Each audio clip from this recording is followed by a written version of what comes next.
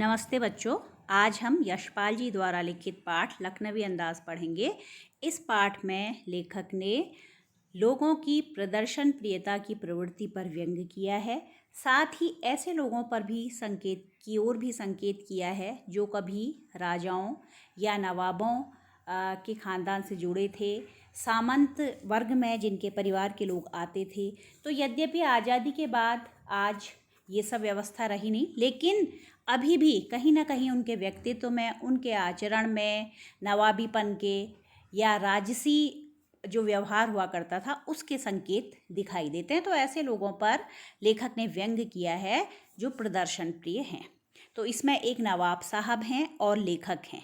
लेखक और नवाब साहब एक ट्रेन से साथ साथ यात्रा करते हैं। तो लेखक ने जो कुछ उस यात्रा में अनुभव किया और जो कुछ उन्होंने देखा नवाब साहब के साथ, उसका वर्णन इस पाठ में किया। चलिए पाठ पढ़ना शुरू करते हैं। लखनवी अंदाज। तो बच्चों, आप जानते ही हैं कि लखनऊ जो है नवाबों का शहर कहा जाता है। तो नवाबों का शहर कहने के नाते इस शहर की कुछ नज़ाकत, नफासत कुछ भिन्न ही है। आप बोलने का अंदाज भी देखें, अन्य शहरों से आपको भिन्न दिखाई देगा। तो लखनवी अंदाज पाठ में देखिए आगे क्या कहते हैं लेखक। मुफस्सिल की पैसेंजर ट्रेन चल पड़ने की उतावली में फुंकार रही थी। आराम से सेकंड क्लास में जाने के लिए दाम अधिक लगते हैं। दूर तो जाना नहीं था। भीड़ से बचकर एकांत में नई कहानी के संबंध में सोच सकने और खिड़की से प्राकृतिक दृश्य देख सकने के लिए टिकट सेकंड क्लास का ही ले लिया। तो मुफस्सिल का अर्थ होता है जो किसी शहर के बीच का स्थान होता है, सेंट्रल जो पॉइंट होता है, केंद्रस्थ स्थान होता है, उसके आसपास की जगह। तो लेखक को शहर के आसपास ही ट्रेन से, चूँकि शहर बड़ा है तो उन्हें ट्रेन से कहीं पर जाना था और वो ट्रेन जाने के लिए क्या थी, तैयार थी, जाने की उतावली में फुंकार रही थी, चल जाने ही वाली थी। लेखक उसी समय पहुँचे थे। तो लेखक ने क्या सोचा, देखिए कि सेकंड क्लास में जाने में दाम तो अधिक लगते हैं और उन्हें दूर जाना भी नहीं था, लेकिन वो सेकंड क्लास से ही गए। क्यों गए, इसका कारण बता रहे हैं। क्योंकि वो एक नई कहानी लिखना चाह रहे थे। तो सोच रहे थे कि मैं एकांत में जब बैठा रहूँगा तो उस कहानी के बारे में विचार कर लूँगा, क्योंकि भीड़ में चिंतन और मनन का कार्य करना संभव नहीं होता है। भीड़ हमारा ध्यान अन्य ओर आकर्षित कर लेती है।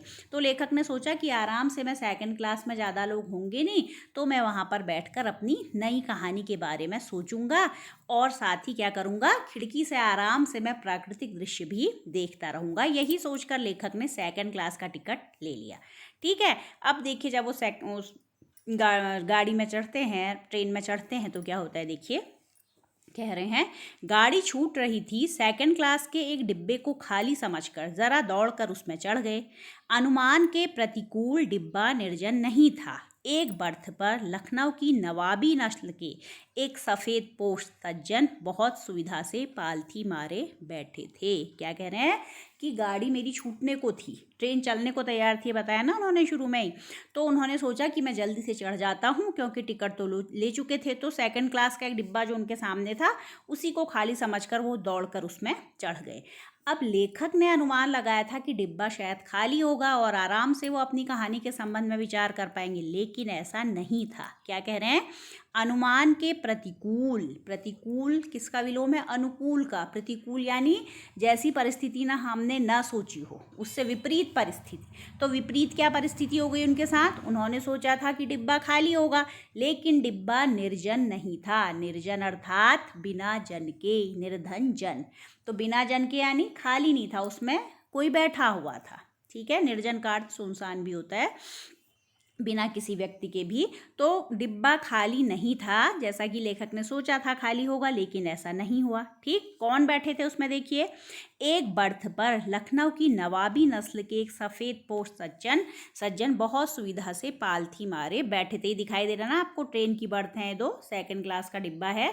इसमें एक ये यहाँ पर आप देख रहे हैं कौन बैठे हुए हैं, नवाब साहब बैठे हुए हैं और ये आकर लेखक बैठ गए। ठीक। लेखक ने सोचा था खाली होगा, लेकिन ऐसा नहीं हुआ। अब देखिए दोनों के बीच में क्या चलता है, दोनों किस तरह से एक दूसरे को प्रतिक्रिया देते हैं मुलाकात पर, इसका बड़ा रोचक वर्णन लेखक ने किया है।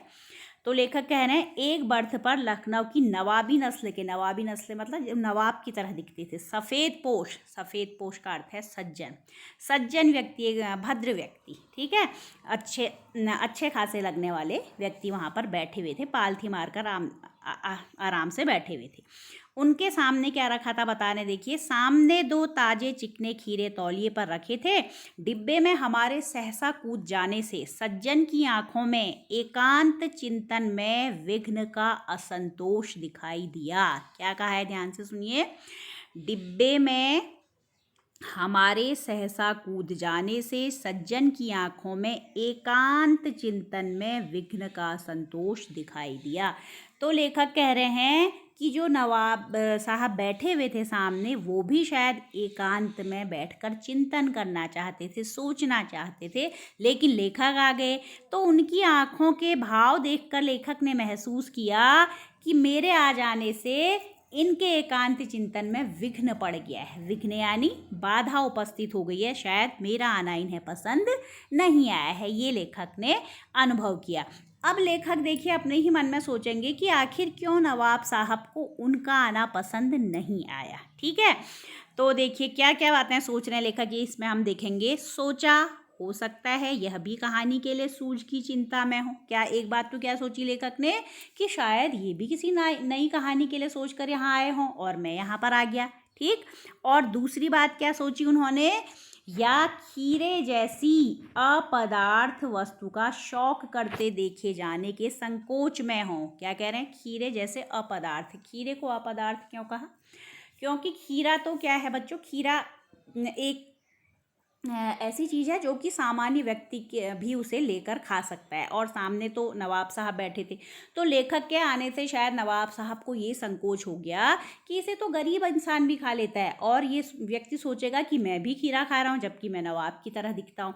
तो लेखक के आने से उन्हें ये संकोच हो गया कि मैं ये खीरा कैसे खाऊंगा। अपदार्थ इसीलिए कहा है कि ऐसी चीज़ जो खाने योग्य नहीं है अमीर लोगों के। वास्तव में ऐसा होता नहीं है, सभी खाद्य पदार्थ सबके खाने योग्य हैं, लेकिन जो प्रदर्शन प्रिय लोग होते हैं उनके मन में कहीं ना कहीं ये बातें होती हैं कि कुछ ऐसी चीज़ें हैं जिन्हें अमीर वर्ग के लोग खाते हैं और कुछ ऐसी चीज़ें हैं जिन्हें निम्न वर्ग का आदमी खाता है। तो लेखक ये अनुमान लगा रहे थे, नवाब साहब ने उनसे ऐसा कुछ भी नहीं कहा था। लेखक सोच रहे हैं कि इन मेरे आने से इनको बाधा क्यों उपस्थित हुई। तो 2 कारण उन्होंने सोचे। पहला उन्होंने सोचा कि या तो ये नई कहानी के बारे में सोचना चाह रहे थे, और दूसरा कारण उन्होंने सोचा कि ये खीरे जैसी सामान्य चीज़ को खाने से इन्हें शायद मेरे सामने खाने में इसे संकोच हो रहा है, इसीलिए मेरे आने से परेशान है, ठीक है। तो देखिए आगे क्या कहते हैं, नवाब साहब ने संगति के लिए उत्साह नहीं दिखाया। संगति के लिए उत्साह का तात्पर्य है कि नवाब साहब उनके आने से प्रसन्न नहीं हुए, और जैसे कभी हमारे साथ कोई व्यक्ति आ जाता है तो कभी कभी हम बड़ी प्रसन्नता से उसका स्वागत करते हैं, लगता है कि चलो अच्छा हो गया, एक साथ मिल गया, एक कंपनी मिल गई, लेकिन ऐसा कुछ नवाब साहब के व्यवहार में नहीं दिखा। लेखक के आने से उन्हें कोई उत्साह उनके मन में नहीं दिखाई दिया। तो लेखक भी कहते हैं कि मेरा क्या था, हमने भी उनके सामने की बर्थ पर बैठकर आत्मसम्मान में आंखें चुरा ली। आत्मसम्मान में आंखें चुरा ली मतलब जब नवाब साहब ने कोई उत्साह नहीं दिखाया तो लेखक को लगा कि आखिर मैं क्यों उत्साह दिखाऊं, मेरा भी अपना सम्मान है, ये अपना अलग अकड़ कर बैठे रहें, मैं अपना अलग बैठे रहूँगा, ठीक है। तो दोनों लोग एक ही डिब्बे में आमने सामने बैठे हैं, लेकिन एक दूसरे को से अपरिचित ही बने रहना चाहते हैं, जबकि वो चाहते तो दोनों आपस में बातचीत कर सकते थे, ठीक है। अब लेखक उनके बारे में सोचते रहेंगे। देखिए क्या कहते हैं, खाली बैठे कल्पना करते रहने की बुरी आदत है। खाली बैठे मतलब खाली बैठे हुए, लेखक यहाँ पर खाली थे तो कह रहे हैं जब भी मैं खाली बैठता हूँ कुछ न कुछ सोचता रहता हूँ। लेखक हैं, वो विचार मनन तो करते ही होंगे। कह रहे हैं तो मेरी ये आदत ही है। अब मैं किस बात पर विचार करने लगा बता रहे हैं लेखक, नवाब साहब की असुविधा और संकोच के कारण का अनुमान करने लगे। किसका अनुमान करने लगे, नवाब साहब को आखिर क्या असुविधा हुई मेरे आने से, और क्यों ये संकोच में आ गए, ठीक। 2-3 बातें सोचेंगे वो। देखिए क्या सोचते हैं, संभव है नवाब साहब ने बिल्कुल अकेले यात्रा कर सकने के अनुमान में किफ़ायत के विचार से 2nd क्लास का टिकट खरीद लिया हो, और अब गवारा न हो कि शहर का कोई सफ़ेद पोश उन्हें मंझले दर्जे में सफ़र करता देखे। तो क्या अनुमान लगाया लेखक ने उनके बारे में, कि नवाब साहब ने वैसे तो किफ़ायत यानी बचत करने के लिए पहले सेकंड क्लास का टिकट खरीद लिया होगा, ठीक है, लेकिन अब मैंने उन्हें सेकंड क्लास में सफ़र करते देख लिया तो ये बात उन्हें गवारा, गवारा का अर्थ होता है स्वीकार, ठीक है, ये बात उन्हें स्वीकार नहीं हो पा रही होगी कि शहर का कोई सज्जन व्यक्ति, भद्र व्यक्ति उन्हें देख ले कि एक नवाब साहब होते हुए भी सेकंड क्लास से यात्रा कर रहे हैं। इन्हें तो किससे करनी चाहिए थी, फर्स्ट क्लास में बैठकर यात्रा करनी चाहिए थी। ऐसा हो सकता है इसलिए वो संकोच कर रहे हों, ठीक है। दूसरी फिर से वही बात सोची उन्होंने, और उन्होंने अकेले सफ़र का वक्त काटने के लिए खीरे खरीदे होंगे और अब किसी सफ़ेद पोश के सामने खीरा कैसे खाएं। तो क्या अनुमान लगा रहे हैं लेखक कि उन्होंने सोचा होगा कि मैं सेकंड क्लास में अकेला रहूँगा, कोई होगा नहीं, आराम से बैठकर खीरा खाऊंगा, लेकिन अब मैं किसी दूसरे के सामने इतना बड़ा नवाब होकर खीरा जैसे तुच्छ फल को मैं कैसे खाऊं। हो सकता है नवाब साहब ऐसा सोच रहे हो, ठीक है। ये सारे अनुमान लेखक लगा रहे हैं, उनकी नवाब साहब से कोई भी बात नहीं हो रही है। दो बातें उन्होंने सोच ली। पहली बात वही कि या तो नवाब साहब ने किफ़ायत यानी बचत करने के लिए सेकंड क्लास का टिकट खरीद लिया हो, अब उन्हें ये शर्म आ रही है कि लोग सोचेंगे मैं नवाब होकर सेकंड क्लास में सफ़र कर रहा हूँ, और दूसरा खीरे खरीद लिए हैं लेकिन किसी के सामने उन्हें खाने में संकोच कर रहे हैं। तो ये सारी बातें लेखक के दिमाग में उन्हें देखकर आ रही हैं, ठीक। आगे कहते हैं, देखिए, हम कनखियों से नवाब साहब की ओर देख रहे थे। नवाब साहब कुछ देर गाड़ी की खिड़की से बाहर देखकर स्थिति पर गौर करते रहे। तो अब नवाब साहब को कनखियों से देख रहे थे, कहने कनखियाँ यानी तिरछी आँख से देखना। लेखक यद्यपि ये प्रदर्शित कर रहे थे कि मुझे आपसे कोई मतलब नहीं है, मैं भी अपने में व्यस्त हूँ, लेकिन ऐसा वास्तव में था नहीं। लेखक लगातार उन्हीं के बारे में सोच रहे थे और तिरछी नज़र से उनके क्रियाकलाप को भी देख रहे थे, उसे ऑब्जर्व कर रहे थे, देख रहे थे क्या करने वाले हैं। तो नवाब साहब क्या करने लगे, कुछ देर गाड़ी से बाहर की ओर देखने लगे, वो भी बाहर की स्थिति पर विचार करने लगे, ठीक है। तो बच्चों अब देखिए आगे क्या होगा, नवाब साहब ने खीरा खाया या नहीं खाया, या लेखक को भी अपने साथ खीरे खाने में शामिल किया, किस तरह से किया, ये अब हम कल पढ़ेंगे। इतने पाठ को आपने ध्यानपूर्वक सुना और समझा होगा। धन्यवाद।